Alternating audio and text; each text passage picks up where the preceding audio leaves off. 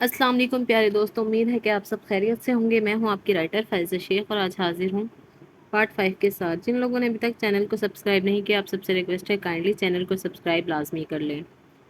آنسو پلکوں کی بار توڑ کر داڑھی میں جذب ہونے لگے تھے۔ اس نے جلدی سے ہسپتال کی طرف گاڑی کو بھگایا۔ زرشے کی سانسوں کی رفتار مدھم چل رہی تھی۔ شانول بار بار بیک مرر سے زرشے کو دیکھ رہا تھا۔ بارش اپنے پورے زور و شور سے برسنے میں مصروف تھی۔ ہسپتال کے باہر گاڑی روکتے شانول نے گاڑی کا پچھلا دروازہ کھولا اور زرشے کو اپنی باہوں میں بھر کر ہسپتال تیز قدموں سے بڑھا۔ تمہیں کچھ نہیں ہونے دوں گا زرشے، شانول نے آنسوؤں کو بہنے سے روکتے بہتی آنکھوں سے کہا تھا۔ رات کے اس پہر سارا ہسپتال تقریباً خالی تھا۔ نرس نرس ڈاکٹر، شانول نے بلند آواز میں پکارتے کئی نرسوں کو بلایا۔ خالی ہسپتال میں شانول کی تیز آواز گونج اٹھی تھی۔ شانول کو ڈاکٹر سامنے کمرے سے آتے ہوئے دکھائی دی۔ ڈاکٹر، میری بیوی کا علاج کریں، اس کی سانسیں مدھم چل رہی ہیں، شانول نے ڈاکٹر کو دیکھتے ہی کہا تو ڈاکٹر نے شانول کی حالت دیکھتے ہوئے نرسوں کو اسٹریچر پر زرشے کو ایمرجنسی میں لے جانے کا کہا۔ دیکھیے مسٹر، یہ ریپ کیس ہے، ہم پولیس کو اطلاع دیے بغیر ان کا علاج نہیں کر سکتے، ڈاکٹر نے زرشے کی حالت دیکھ کر شانول کو کہا۔ ڈاکٹر، مجھے میری زرشے ٹھیک چاہیے، پلیز ان کا علاج کریں، وہ خطرے میں ہے، شانول نے التجائیہ لہجے میں ڈاکٹر سے کہا تھا۔ ڈاکٹر کو شانول کی بکھری حالت سرخ آنکھوں پر ترس آیا، جو کہ اپنی بیوی کے غم میں پوری طرح نڈھال ہو چکا تھا۔ ڈاکٹر جلدی سے وارڈ کی طرف بڑھی۔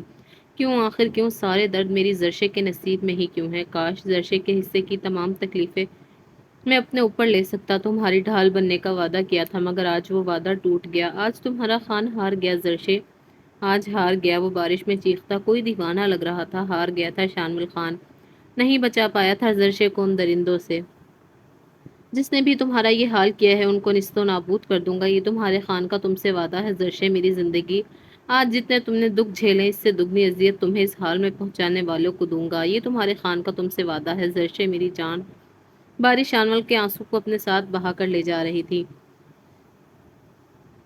پچھلے 4 گھنٹوں سے زرشے زیر علاج تھی، اس کی حالت بے حد خراب تھی، بہت بڑی قیمت چکائی تھی زرشے حقان نے، ارتضی حقان کی بہن ہونے کی، شانول خان کی بیوی ہونے کی۔ اتنا درد و اذیت تو تب بھی نہیں تھی جب وہ شانول خان کے عتاب کا نشانہ بنی تھی، پر آج شاید جینے کی امنگ بھی باقی نہیں رہی تھی۔ شانول لال انگارہ آنکھوں سے شیشے سے نظر آتے اس کے تڑپتے وجود کو دیکھ رہا تھا، جسے اب مشین سے جھٹکے دیے جا رہے تھے۔ سوجا گال، پھٹے ہونٹ، آنکھوں کے سوجے پپوٹے، چہرے پر جگہ جگہ خراشے، وہ کہیں سے بھی نازک سی زرشے نہیں لگ رہی تھی۔ شانول وہیں شیشے سے سر ٹکائے بے آواز رویا تھا۔ شانول خان ہار گیا تھا، زرشے کو بچاتے بچاتے بھی وہ نہیں بچا پایا تھا۔ درد سے دل پھٹنے کو تھا۔ شانول سر ٹکائے دل میں اٹھتے درد کو دبانے کی کوشش میں تھا، جب زرشے کی بھولی بھٹکی یاد اس کے کانوں میں گونجی۔ تڑپو گے شانول خان، بے گناہ پر ستم تم سے تمہارا غرور چھین لیں گے۔ میری دعا ہے تمہیں کسی سے شدید محبت ہو اور وہ تمہیں میسر نہ ہو، تم سسکتے رہ جاؤ۔ زرشے کے کہے الفاظ سچ ہوئے تھے۔ شانول خان تڑپ رہا تھا، سسک رہا تھا، صرف زرشے کے لیے۔ شانول کی شریانیں پھٹنے کو تھی، تبھی ڈاکٹر باہر آئی۔ شانول بازو سے بھیگا چہرہ صاف کرتا جلدی سے ان کی جانب بڑھا۔ ڈاکٹر کیسی ہیں وہ، پلیز بتائیں، سب ٹھیک تو ہے نا؟ شانول کی بے قراری عروج پر تھی۔ ڈاکٹر نے افسوس سے اس جوان مرد کو بکھرتے دیکھا اور پیشہ ورانہ انداز میں گویا ہوئی۔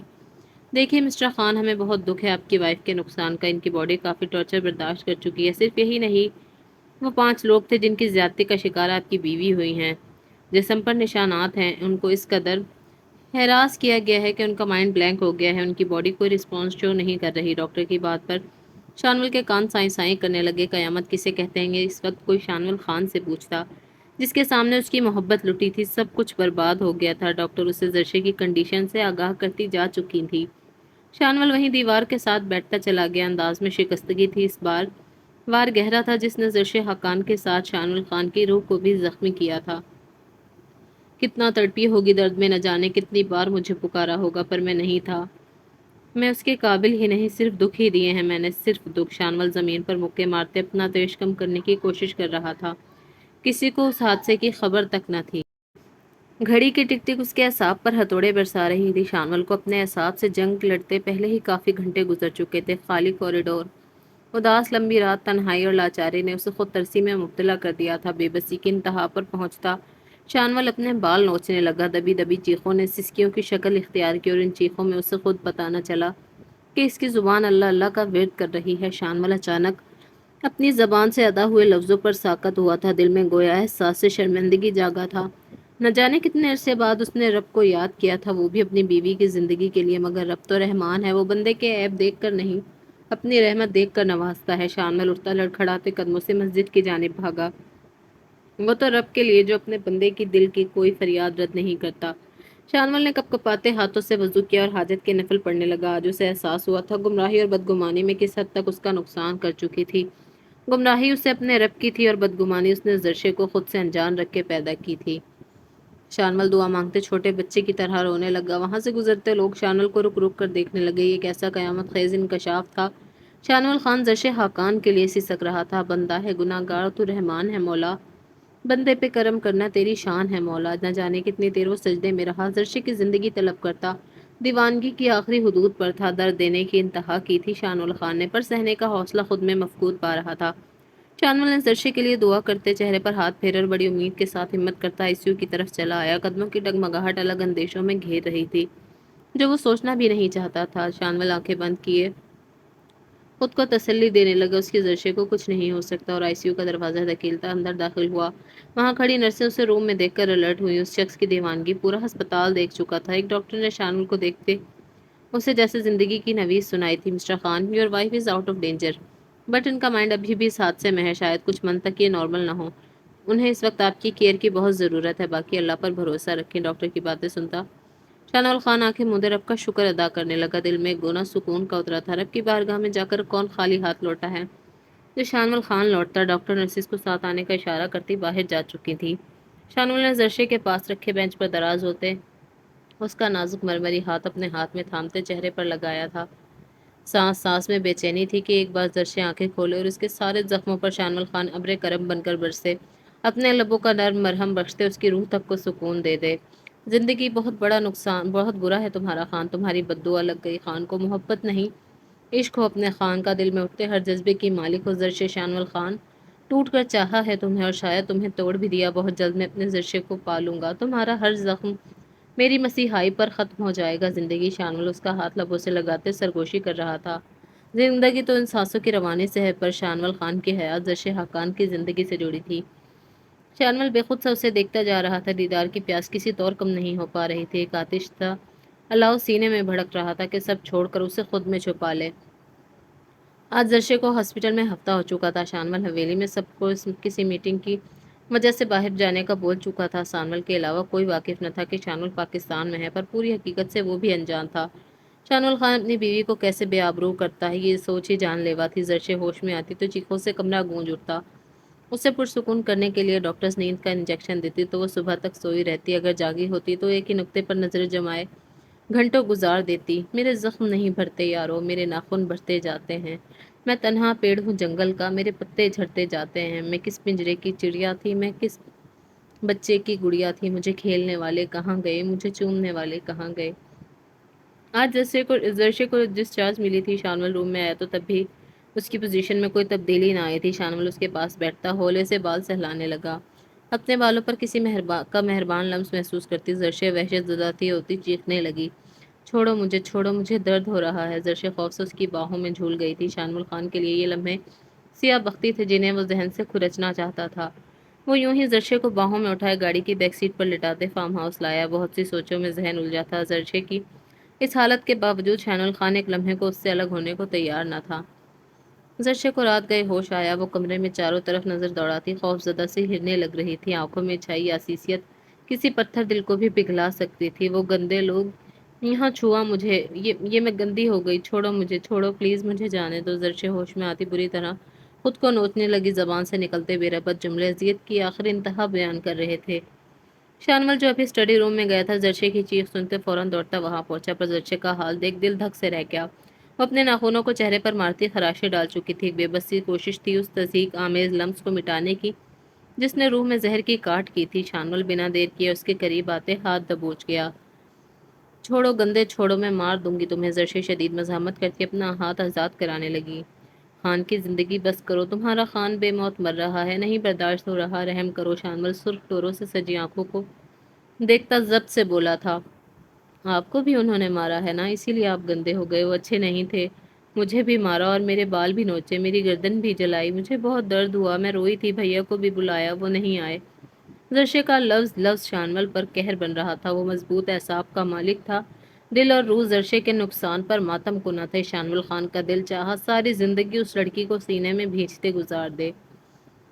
جانا، کوئی نہیں مارے گا میری جان کو، میں ہوں نا اپنی زندگی کے پاس، میں سب کو پنش کروں گا جو بھی میری پرنسس کو ہرٹ کرے گا۔ شانول نرمی سے اس کی تھوڑی سے چہرہ اوپر کی سمجھاتے ہوئے بولا۔ زرشے کا سانس اسے اپنے قریب دیکھ کر بکھرنے لگا۔ شانول اس کی حالت سمجھتے فوراً اس سے دور ہو کر بیٹھا۔ زرشے منہ کھولے گہرے سانس بھرنے لگی۔ شانول نے اذیت سے اس کی جانب دیکھا اور روم سے اٹھ کر بالکنی میں چلا آیا۔ یہ سب بالکل آسان نہیں تھا، وہ بکھر رہی تھی اور شانول خان بے بس تھا۔ کوئی کفن دے کہ ہم رواجوں کی سولیوں پر لٹک رہے ہیں، ہمارے لاشیں محبت میں مسخ ہوئے ہیں، خاندانی دشمنی نے زرشے سے اس کا سب کچھ چھین لیا تھا۔ جانم، اٹھ جاؤ، اتنی صبح کسی نے تمہیں میرے روم سے نکلتے دیکھ لیا تو قیامت آ جائے گی اور پھر تمہیں میں ہی غلط لگوں گا۔ ارتضا یشوا کو بے سود اپنے سینے پر پھیل کر سوتا دیکھ اس کے کان میں جھکتے سرگوشی میں بولا۔ یشوا نے کسمسا کر دوبارہ اس کے سینے میں منہ دیا اور سونے لگی۔ ارتضا تو اس کے انداز پر غش کھانے لگا، کہا محترمہ ہاتھ نہیں آ رہی تھی اور اب پوری اس سے لپٹ کر سوئی ہوئی تھی۔ ارتضا اس کے معصوم انداز میں سونے پر مسکراتا ہوا یشوا کو مزید خود میں بھینچ گیا۔ یشوا کے بالوں پر لب رکھتے اس کے گرد اپنا حصار ڈالتا دوبارہ سے اسے خود میں سموئے سونے کی کوشش کرنے لگا، جو اس کی موجودگی میں تو شاید ناممکن ہی تھا۔ سانول زرشے اور اپنے بھائی کے لیے کافی پریشان تھا، مگر اسے باہر نکلنے کی اجازت نہیں تھی۔ شانول اسے سختی سے ہاسپٹل آنے سے منع کر چکا تھا، جس پر سانول اپنا سمو لے کر رہ گیا۔ زرشے کی اچانک طبیعت خرابی پر وہ کچھ چونکا تھا، کیونکہ شانول نے اسے صرف یہی بتایا تھا کہ زرشے بخار میں مبتلا بے ہوش ہے۔ آج اس کا اپنا دل بھی بے سکون تھا، شدت سے اس قاتل حسینہ کی یاد آئی تھی، حویلی جا کر تو اسے بھول ہی گئی تھی۔ سانول نے بالوں میں ہاتھ پھیرتے آنکھوں کو دل فریب انداز میں جنبش دی۔ ایک چمک سی تھی کچھ انوکھی، جو اب یقیناً نینا خان پر بھاری پڑنے والی تھی۔ سانول اس کا سرخ تپتا چہرہ سوچتے خود ہی مسکرانے لگا۔ جھلی سی تھی نینا خان پر، عشق کی معراجوں پر سانول خان سے آگے تھی۔ اس نے سانول خان کی امانت میں خیانت نہیں کی تھی، خود کو سنبھالا تھا، انتظار کیا تھا۔ سانول خان کی محبت بے لوث تھی تو نینا خان کا عشق بے انتہا، دونوں کے احساسات ایک دوسرے کے لیے انمول تھے، جن کی قیمت دنیا کی کوئی شے دے کر بھی ادا نہیں کی جا سکتی تھی۔ ارتضا یشوا کو لے کر اپنے فلیٹ پر جا رہا تھا، وہ مزید یشوا کو خود سے دور نہیں رکھنا چاہتا تھا، مگر اماں سائیں کی ناراضگی کے ڈر سے ان کے کمرے کی طرف بڑھ گیا تاکہ ان سے یشوا کو لے جانے کی اجازت لے سکے۔ ارتضا نے کمرے کے دروازے پر دستک دی، اماں سائیں کی اجازت ملتے ہی کمرے میں اندر داخل ہوا۔ آؤ ارتضا۔ اماں سائیں ارتضا کو اپنے کمرے میں دیکھ کر خوشگوار حیرت سے بولی تھی۔ ارتضا نے اماں سائیں کے ہاتھوں کو تھام کر عقیدت سے بوسہ دیتے اپنی آنکھوں پر لگایا۔ اماں سائیں اپنے بیٹے پر صدقے واری جا رہی تھیں۔ اماں سائیں کی بدولت ہی تو ارتضا اس حویلی میں واپس آیا تھا اور اپنی عزیز جان بیوی کے اس نئے روپ کا احساس ہوا تھا۔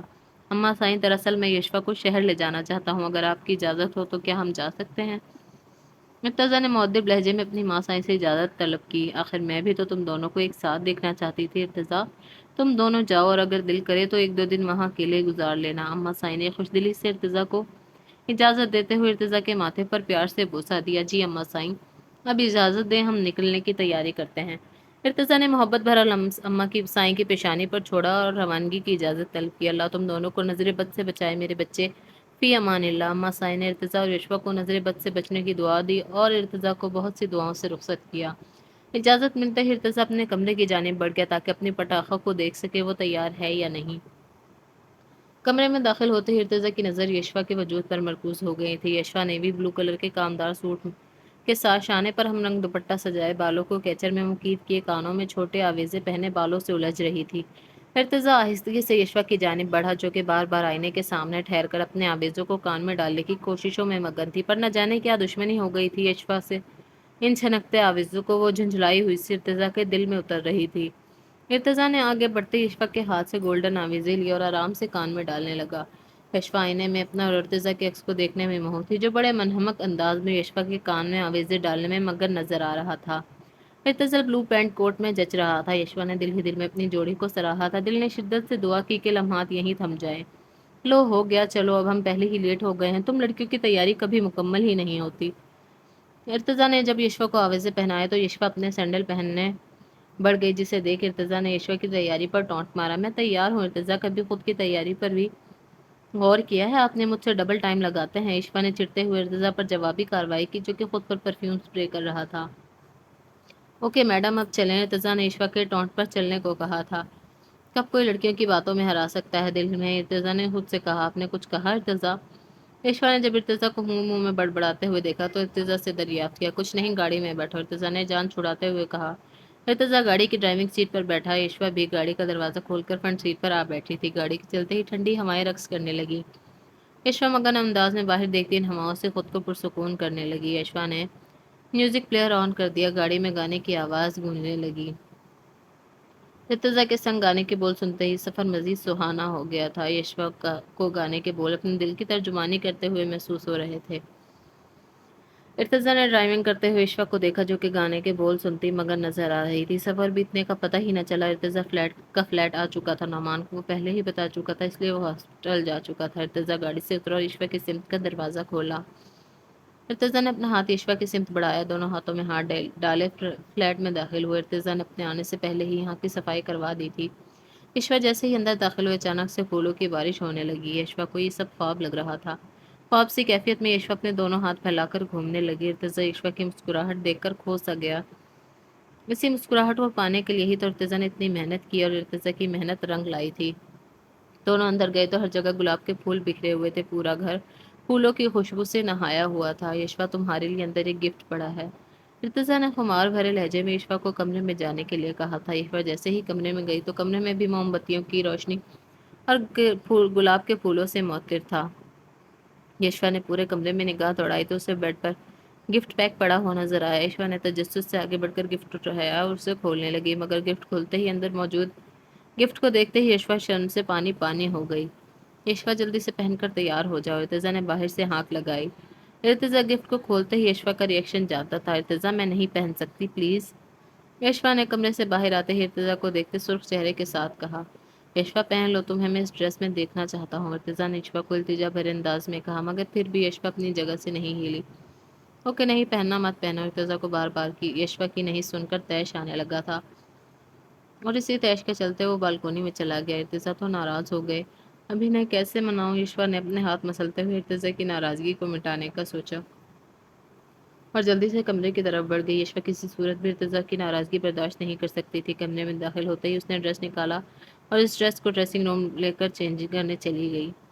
ड्रेसिंग रूम का दरवाज़ा खुला। ईश्वर इर्तिजा के दिए गए ड्रेस में मलबूस सहमी सी बाहर आई और ड्रेसिंग मिरर के सामने जा ठहरी, मगर खुद को देखते ही ईश्वर की निगाहें शर्म से झुक सी गईं। सारे जिस्म का लहू निचोड़कर उसके चेहरे पर वाजिया होने लगा। ये सब करना बेहद मुश्किल था, मगर ईश्वर किसी भी हालत में इर्तिजा को मनाना चाहती थी। ब्लैक कलर के ड्रेस में ईश्वर का बेदाग वजूद चमक रहा था। ये ड्रेस स्लीवलेस होने के साथ साथ बैकलेस भी था। ईश्वर ने बाल खुले छोड़ दिए, जिससे उसकी नाजुक सी पुष्ट छुप सी गई थी। यशवा हौले हौले कदम बढ़ाती हुई बालकनी में चली आई, जहां इर्तिजा की पुश्त यशवा की जानिब थी।